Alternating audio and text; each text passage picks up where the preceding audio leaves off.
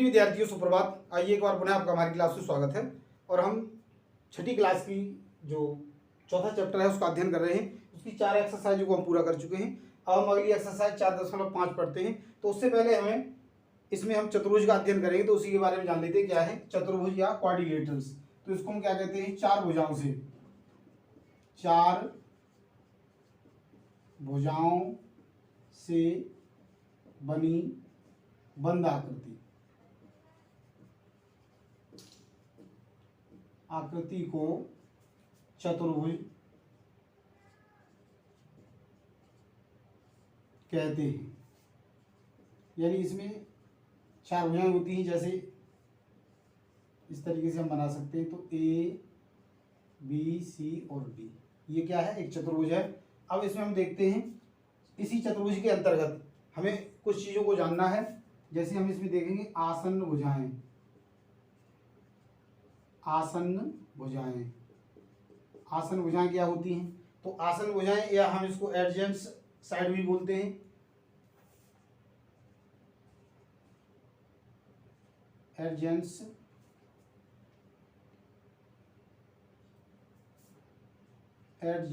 Side.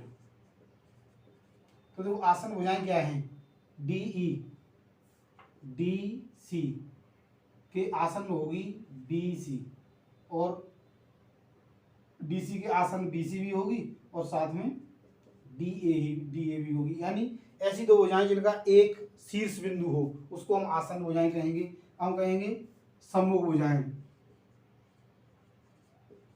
सम्मुख भुजाएं के बारे में जानते हैं, सम्मुख भुजाएं। तो इसमें सम्मुख भुजाएं या जो सम्मुख भुजाएं को ही हम अपोजिट साइड भी बोलते हैं। अपोजिट साइड भी बोलते हैं। तो इसमें क्या है, देखो ए बी के अपोजिट हो जाएगी डी सी, और ए डी के अपोजिट हो जाएगी बी सी। इसी प्रकार आसन्न कोण भी होते हैं।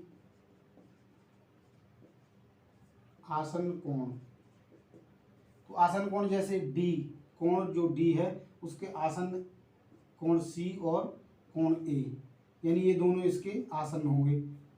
ऐसे ही यानी एक ऐसा कोण जिसके लगताई कोण हो। अब है सम्मुख कोण।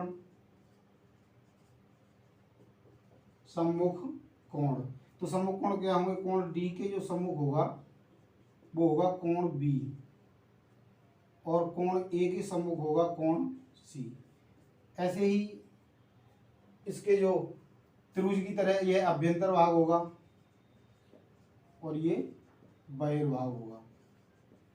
तो इस तरीके से हमने इसके जो भाग है उसके बारे में जाना। तो पहला प्रश्न देखते हैं। पहला प्रश्न है चतुर्भुज पी क्यू आर एस का एक रफ चित्र खींचिए। हम इस प्रकार से इसका एक रफ चित्र खींच लेते हैं।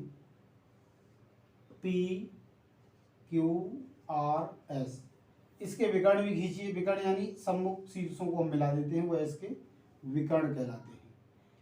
क्या प्रतिच्छेद बिंदु अभ्यंतर में है? तो ये देखो इसका प्रतिच्छेद बिंदु है, और ये किसमें है, अभ्यंतर में ही है।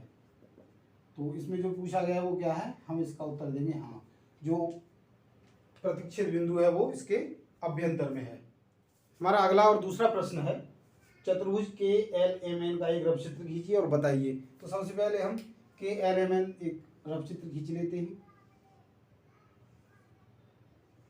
यहाँ शुरू करते हैं के एल एम और एन। पहला प्रश्न है, यानी ये पार्ट है, सम्मुख भुजाओं के दो युग्म खींच बताइए। तो सम्मुख भुजाओं के दो युग्म, ए का हम उत्तर लिखते हैं। देखो एन एम और के एल, एक युग्म ये हो गया, और दूसरा हो जाएगा एन के और एम एल। तो ये दोनों सम्मुख भुजाओं के दो युग्म हो गए।